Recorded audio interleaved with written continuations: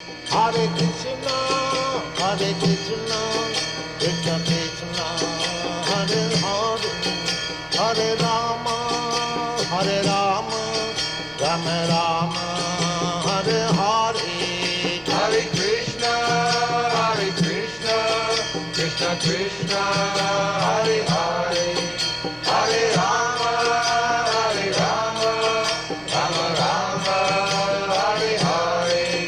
Srimad Bhagavatam, first canto, fifth chapter, Shlok 6. Shavai bhavan veda shamastagoyam सा वै भवान् वेद समस्तगुह्यम् upasito yat purusha purana उपासितो यत्पुरुषः पुराणः paravareshu manashaiva vishvam परावरेषु मनसैव विश्वम् srijati advyati atti gunai asanga श्रीजत्यवत्यत्ति गुणैरसङ्गः सा वै भवान् वेद समस्तगुह्यम् Shavai bhavan veda shamastagoyam उपासितो यत्पुरुषः पुराणः upasito yat purusha purana परावरेषु मनसेव विश्वम् paravareshu manashaiva visham सृजत्यवत्यात्ति गुणैरसङ्गः srijati advaiti ati gunai asanga. My Lord, My Lord, everything everything that is mysterious that is mysterious is known to you is known to you because you worship the Creator because you worship the Creator and Destroyer of the material world and destroyer of the material world and the maintainer of the spiritual world, and the maintainer of the spiritual world, the original personality of Godhead, the original personality of Godhead, who is transcendental to the three modes of material nature. who is transcendental to the three modes of material nature. হে প্রভু, সমস্ত গোপন তত্ত্ব সম্বন্ধে আপনি অবগত, কেননা আপনি এই জড়জগতের সৃষ্টিকর্তা ও ধ্বংসকর্তা এবং শীত জগতের পালনকর্তা পরমেশ্বর ভগবানের উপাসনা করেন, যিনি জড়জগতের তিনটি গুণের অতীত। A person who is 100% engaged in the service of the Lord is the emblem of all knowledge. Such a devotee of the Lord in full perfection of devotion and service is also perfect by the qualification of the personality of Godhead. As such, the eightfold perfections of mystic power, Astasiti, constitute very little of his godly opulence. A devotee like Narada can act wonderfully by his spiritual perfection, which every individual is trying to attain. Srila Narada is a 100% perfect living being, although not equal to the personality of Godhead. 7 number শ্লোক। Tang pariyattan narkaiva trilokim तन्पर्यतन्नर्क इव त्रिलोक्यम् antashvaro vayurivatmasakshi अन्तःशरो वायुरिवात्मसाक्षी paravare brahmani dharmato vratai परावरे ब्रह्मणि धर्मतो व्रतः स्नातस्य मे न्यूनम् अलं विशक्य स्नातस्य मे न्यूनमलं विचक्ष्व त्वं पर्यटन्नर्क इव त्रिलोक्यम् तं पर्यटं नरक इव त्रिलोकीम् अन्तःशरो वायुरिवात्मसाक्षी अन्तःशरो वायुरिवात्मसाक्षी परावरे ब्रह्मणि धर्मतो व्रतः परावरे ब्रह्मणि धर्मतो व्रतै स्नातस्य मे न्यूनम् अलं विचक्ष्व स्नातस्य मे न्यूनम् अलं विशक्य. Like the sun, Like the sun, your goodness can travel everywhere in the three worlds. your goodness can travel everywhere in the three worlds. And like the air, And like the air, you can penetrate the internal region of everyone. you can penetrate the internal region of everyone. As such, As such, you are as good as the you are as good as the all-pervasive super soul. all-pervasive super soul.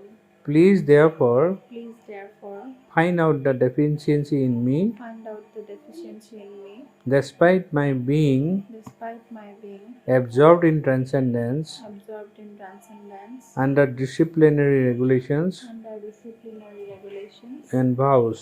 and vows. সূর্যের মতো আপনি ত্রিভুবনের সর্বত্র বিচরণ করতে পারেন এবং বায়ুর মতো আপনি সকলের হৃদয়ে প্রবেশ করতে পারেন। আপনি অন্তর্যামীর মতো সর্বব্যাপ্ত। তাই দয়া করে আপনি খুঁজে দেখুন ধর্ম আচরণে এবং ব্রত পালনে নিঃশান্ত থাকা সত্ত্বেও আমার অক্ষমতা কোথায়।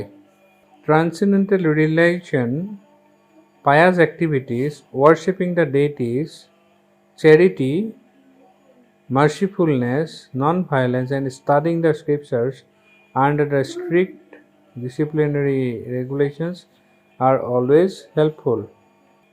8 number श्लोक श्रीनारद उवाच Srinarada Uvacha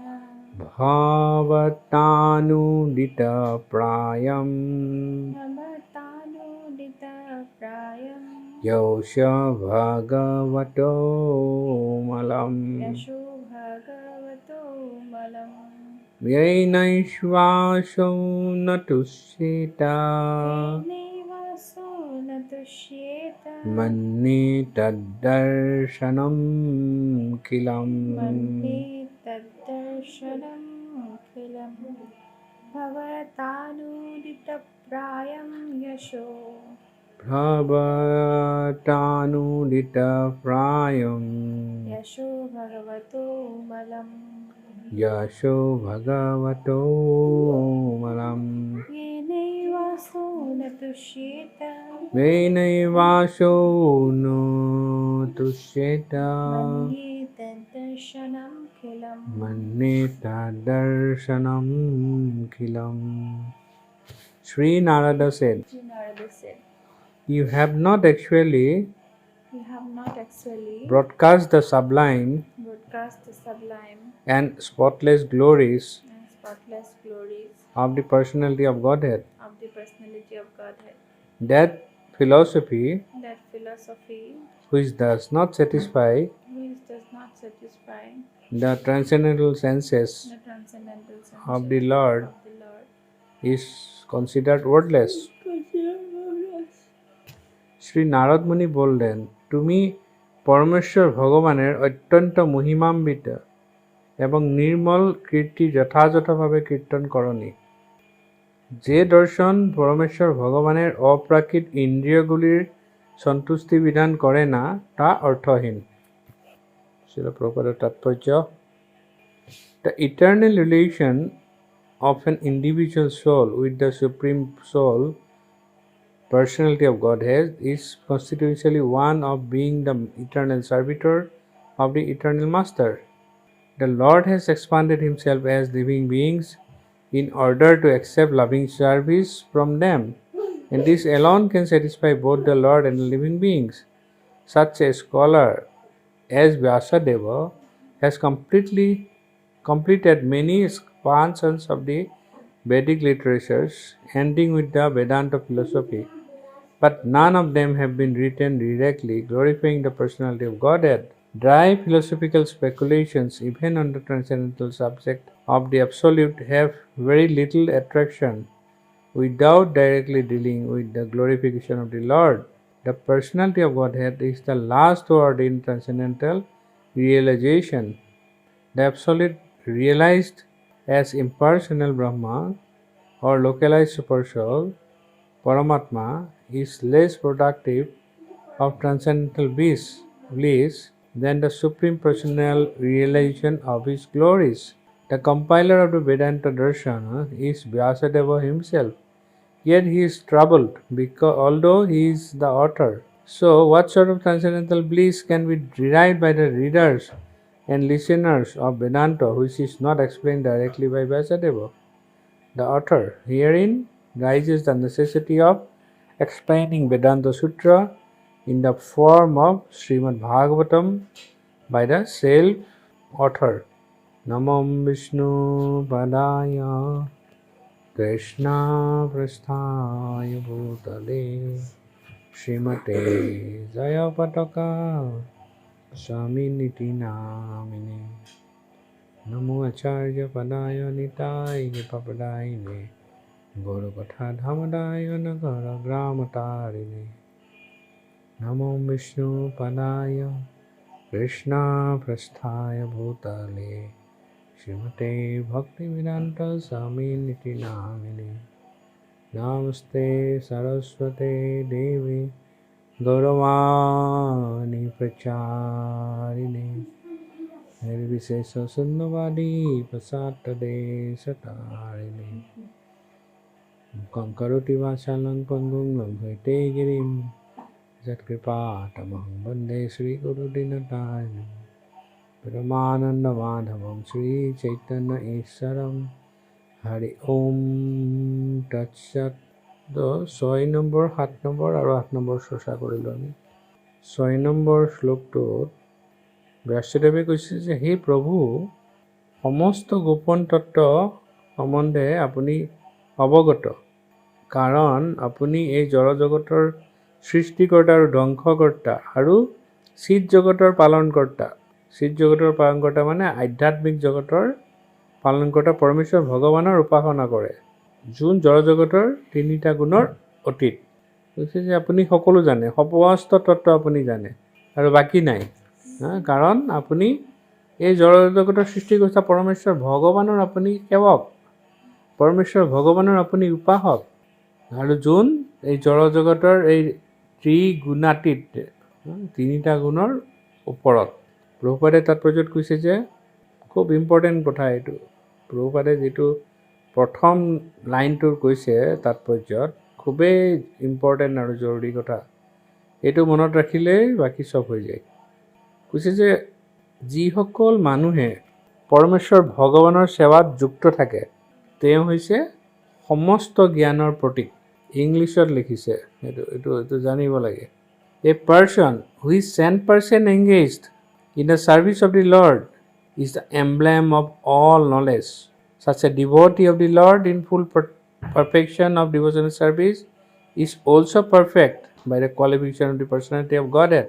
তেনেকুৱা ভগৱত ভক্তিৰ পূৰ্ণতা প্ৰাপ্ত এনেকুৱা ধৰণৰ যিসকল ভক্ত আছে তেওঁলোকে পৰমেশ্বৰ ভগৱানৰ গুণাৱলীত ভূষিত কৈছে যে এই যিটো চিন্ময় ঐশ্বৰ্য পৰমেশ্বৰ ভগৱানৰ ভগৱত ভক্তিৰ পূৰ্ণতা প্ৰাপ্ত হোৱাৰ যিটো স্তৰ এইটো প্ৰভুপাদে চিন্ময় ঐশ্বৰ্য বুলি কৈছে তাৰ তুলনাত যিসকল যোগীসকলৰ অষ্টসিদ্ধি যি লাভ কৰে এই অষ্টসিদ্ধি অত্যন্ত তুচ্ছ বুলি কৈছে প্ৰভুপাদে তাৰমানে প্ৰথমতে ক'লে যে যিসকল সম্পূৰ্ণৰূপে নিৰন্তৰভাৱে পৰমেশ্বৰ ভগৱানৰ প্ৰেমময়ী সেৱাত যুক্ত হৈ থাকে তেওঁলোকক বুজিব লাগিব যে তেওঁলোক সকলো জ্ঞানৰ প্ৰতীক তেওঁলোকৰ সকলো জ্ঞান হৈ গৈছে অলৰেডি আৰু বাকী নাই জ্ঞান লাভ কৰিবলৈ সকলো জ্ঞান লাভ আৰু বাকী নাই তেওঁলোকৰ আৰু এই তেনেকুৱা এজন শুদ্ধ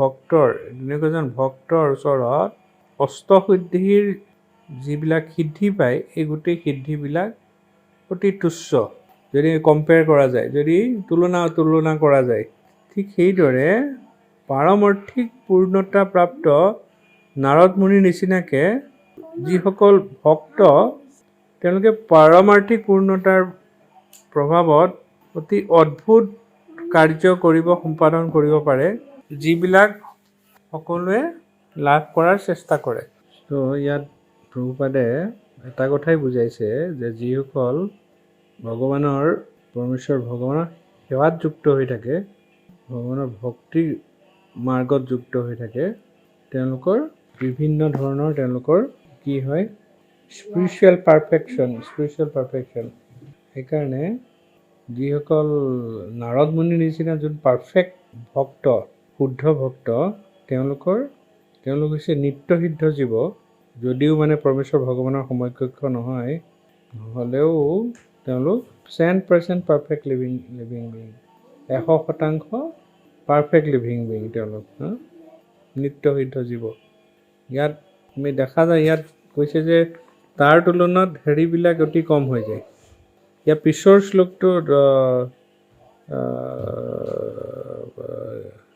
শ্লোকতো এইটো ব্যাখ্যা কৰিছে ব্যাসদেৱে যে ইয়াৰ তুলনাত যিবিলাক যোগীসকলে যিবিলাক ধ্যান কৰে যোগ সাধনা কৰে সিদ্ধি লাভৰ কাৰণে 8 প্ৰকাৰৰ সিদ্ধি পায় অনিমা লঘিমা এই যিবিলাক সিদ্ধি পায় সেই সিদ্ধিবিলাক তুচ্ছ হৈ যায় মানে কোনো মিনিং নাথাকে এইটো ইমান ওপৰৰ তাৰমানে ভক্তি জীৱনটো ইয়াত পিছৰ শ্লোকটোত আৰু ব্যাখ্যা কৈছে যে সূৰ্যৰ নিচিনাকৈ আপুনি ত্ৰিভুৱনৰ সৰ্বত্ৰ বিচৰণ কৰিব পাৰে আৰু বায়ুৰ নিচিনাকৈ আপুনি সকলোৰে হৃদয়ত প্ৰৱেশ কৰিব পাৰে নাৰদ মুনি কৈ আছে কোনে কৈ আছে ব্যাসদেৱে আপুনি অন্তৰ্যামীৰ নিচিনাকৈ সৰ্বব্যাপ্ত সেইকাৰণে দয়া কৰি আপুনি মোৰ অক্ষমতা ক'ত সেইটো আপুনি মোক দেখাই দিয়ক সূৰ্যৰ নিচিনাকৈ নাৰদ মুনিয়ে সূৰ্যৰ কিৰণ যেনেকৈ গোটেই য'তে ত'তে গুচি যায় ত্ৰিভুৱনৰ নিচিনা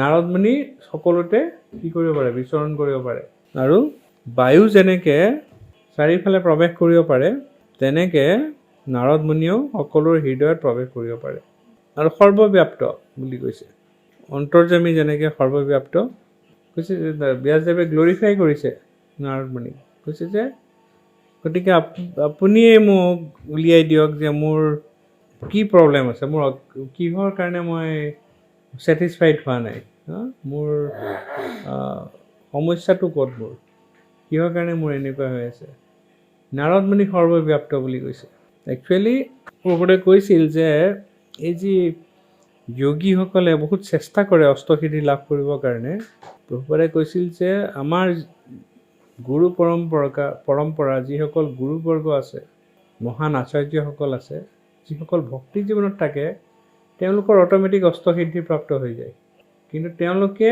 অষ্টসিদ্ধিক একদম তুচ্ছ জ্ঞান কৰে সেইকাৰণে তেওঁলোকে এইটো প্ৰকাশ নকৰে আৰু যিসকল যোগী তেওঁলোকে দেখাব বিচাৰে যে মই এইটো সিদ্ধি প্ৰাপ্ত হৈছোঁ উৰিষ্যাত এবাৰ এজন ভক্ত তেওঁ ভগৱানৰ প্ৰচাৰ কৰে একদম সাধাৰণ ভক্ত জুপুৰিত থাকে আৰু তেওঁ ভগৱানৰ দিব্য নাম প্ৰচাৰ কৰে দিব্য লীলা প্ৰচাৰ কৰে ভগৱানৰ কৃষ্ণ ভাৱনামীৰ প্ৰচাৰ কৰে কীৰ্তন কৰে গাঁওবিলাকত যায় সকলোৱে তেওঁক চবে ফ'ল' কৰে তেওঁক দেখা পাই এজন যোগী আছিলে যাৰ সিদ্ধিপ্ৰাপ্ত আছিলে তেওঁ অলপ অহংকাৰ মানে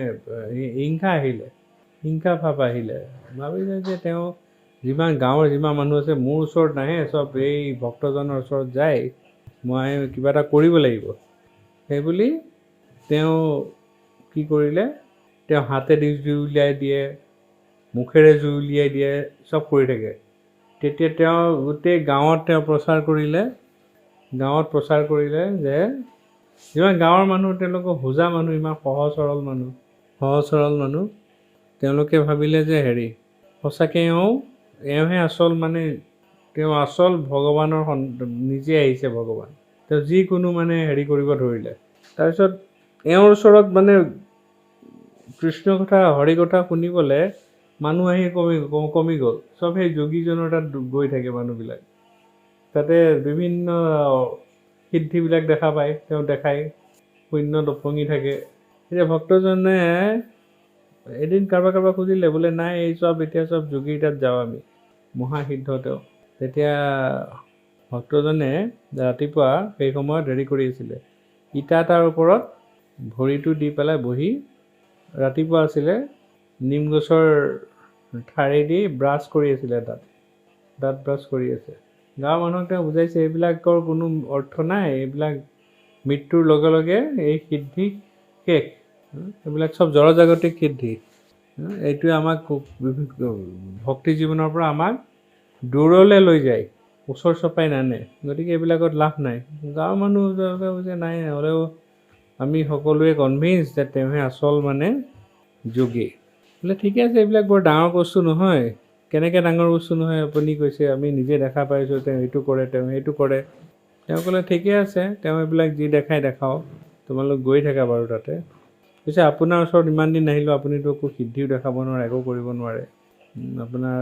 গতিকে তেওঁ দেখাইছে, চব গাঁৱৰ মানুহ আমি তাতে যাওঁ সেইকাৰণে। ঠিকে আছে।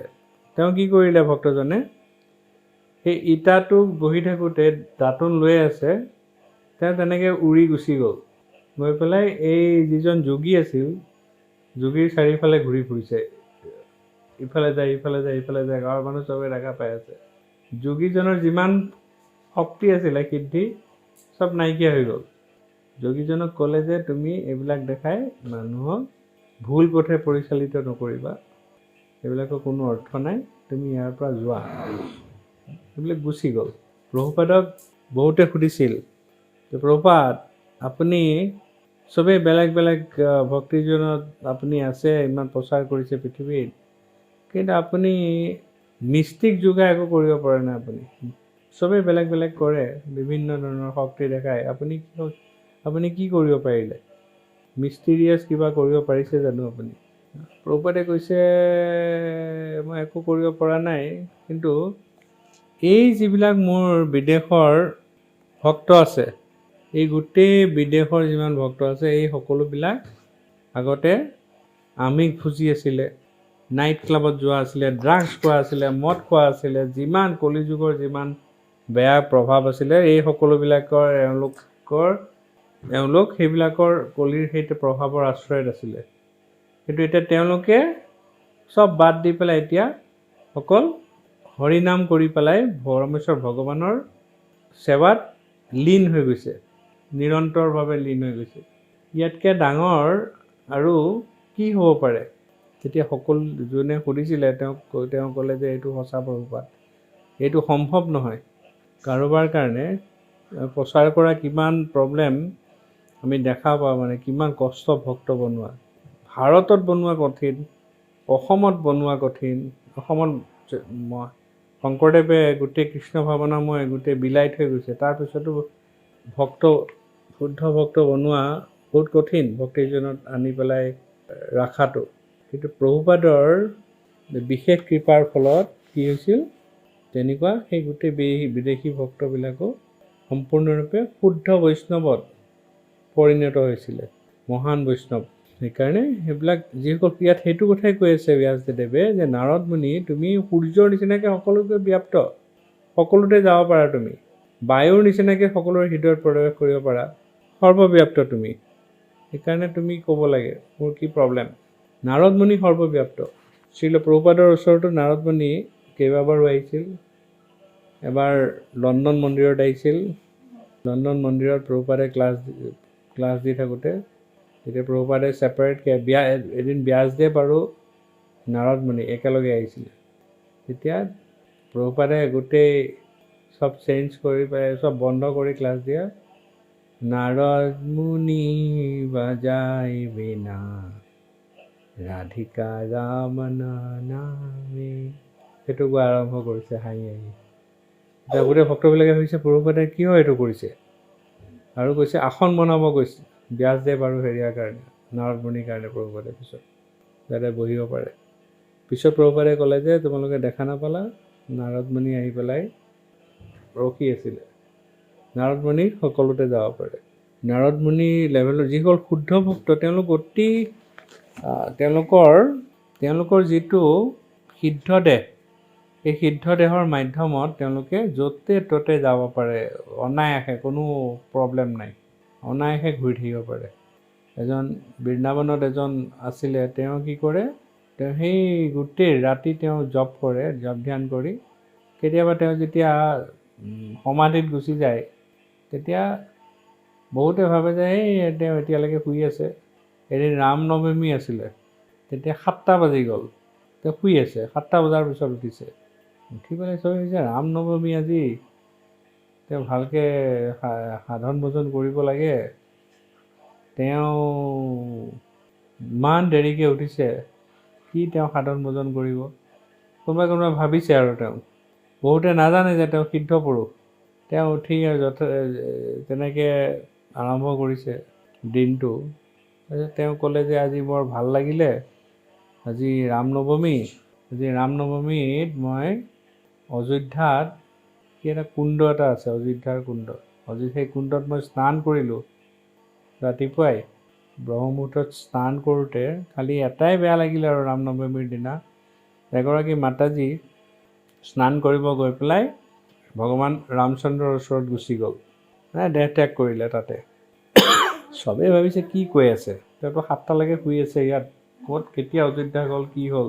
তেনেকুৱাকৈ কাৰোবাক খবৰ ল'লে চাৰিওফালে। অযোধ্যাত চিনাকি ভক্তৰ যোনে স্নান কৰিছিল, অযোধ্যাৰ ৰামনৱমীৰ দিনা স্নান কৰে তেনেকৈ। চবেই ক'লে হয়, ইয়াত আজি স্নান কৰোঁতে এগৰাকী মাতাজী দেহ ত্যাগ কৰিছে। অৰ্থাৎ এওঁ যোনে শুই আছে বুলি ভাবি আছে, এই সাধুজন, তেওঁ আচলতে শুই থকা নাই। তেওঁ ক'ত আছিল? ৰামনৱমী স্নান কৰিবলৈ অযোধ্যাত আছিলে। অযোধ্যাত গৈ পেলাই স্নান কৰিছে, স্নান কৰোঁতে এই মাতাজীজনী দেহ ত্যাগ কৰিছিল। সেইকাৰণে সেইটো আহি গ'ল। আজি সেইটোৱে বেয়া লাগিলে, সেইটোৱে আৰু। বাকী মই স্নান খুব ধুনীয়া আজি দৰ্শন পাই আহিছোঁ অযোধ্যাত স্নান কৰি, ৰামলালাৰ দৰ্শন পাই আহিছোঁ। গতিকে আমি ধৰিব নোৱাৰোঁ, যিসকল শুদ্ধ পুৰুষ, সিদ্ধ পুৰুষ, সিদ্ধ আৰু শুদ্ধ দুইটা, তেওঁলোকৰ সিদ্ধ দেহেদি তেওঁলোকে য'তে ত'তে গতি কৰিব পাৰে। সেই কথাটোৱে ব্যাসদেৱে নাৰদ মুনিক কৈ আছে। কোনোবা যদি ভক্তি জীৱনত খুব ভালভাৱে আগবাঢ়িব বিচাৰে, শ্ৰীল প্ৰভুপাদে নিচিনা শুদ্ধ ভক্ত হওক, নাৰদ মুনি হওক, যিসকল গুৰুবৰ্গ আছে, তেওঁলোকে কি কৰে? সহায় কৰে সদায় আহি পেলাই, যাতে ভক্তি জীৱনত আগবাঢ়ি যাব পাৰে। ইয়াৰ সেই কথাটো কৈ আছে। আৰু 8 নম্বৰ শ্লোকত নাৰদ মুনিয়ে ক'লে লাষ্টত যে আচল কথাটো কৈ দিলে, ভৱতানিত্ৰিত প্ৰায়ম যশো ভগৱতো অমলম জৈনৈৱাসুনা তুষ্যত মন্যু তদ্দৰ্শনমাখিলম। নাৰদ মুনিয়ে ক'লে, তুমি পৰমেশ্বৰ ভগৱানৰ অত্যন্ত মহিমান্বিত আৰু নিৰ্মল কীৰ্তি যথাৰ্থভাৱে কীৰ্তন কৰা নাই। কৈছে যে যি দৰ্শনে, তুমি যিমানেই এইবিলাক বেদান্ত সূত্ৰ লিখা, যিয়ে নিলিখা তুমি, যি দৰ্শনে পৰমেশ্বৰ ভগৱানৰ অপ্ৰাকৃত ইন্দ্ৰিয়বিলাকক সন্তুষ্ট কৰা নাই, সেই তেনেকুৱা দৰ্শন হৈছে অৰ্থহীন। নাৰদ মুনিয়ে উত্তৰটো দি দিলে। ব্যাসদেৱৰ যি ধৰণে উদ্গ্ৰীৱ হৈ আছিলে, নাৰদ মুনিয়ে স্পষ্টভাৱে কৈ দিলে, যেতিয়ালৈকে ভগৱানৰ প্ৰেমময়ী সেৱাৰ বিষয়ে, ভগৱানৰ দিব্য লীলাৰ বিষয়ে, গুণাৱলীৰ বিষয়ে ব্যাখ্যা হোৱা নাই, সেই তেনেকুৱা দৰ্শনৰ কোনো মূল্য নাই বুলি কৈ দিলে নাৰদ মুনিয়ে। বাকী যিমান আছে, অৰ্থাৎ তোমাৰ বাকী সেই জ্ঞানবিলাকৰ কি? সেই জ্ঞানবিলাকৰ প্ৰভুপাদে ব্যাখ্যাত লিখিছে যে সেই বেদান্ত দৰ্শন পঢ়ি কোনেও আনন্দ উপলব্ধি কৰিব নোৱাৰে। এইটোৰ পৰা প্ৰভুপাদে লিখিছে যে, তাৎপৰ্যত লিখিছে যে, ইয়াৰ পৰা এইটোৱে বুজাইছে, শ্ৰীমদ ভাগৱত ৰূপে বেদান্ত সূত্ৰৰ বেদান্ত ভাষ্য প্ৰণয়ন কৰাৰ প্ৰয়োজনীয়তা উত্থাপন কৰিছে। কোনে উত্থাপন কৰিছে? নাৰদ মুনিয়ে।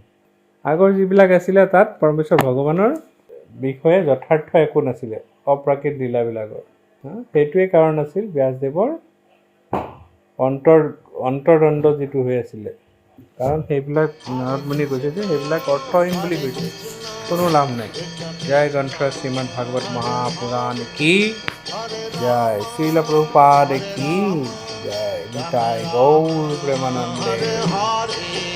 Hare Krishna, Krishna Krishna, Hare Hare.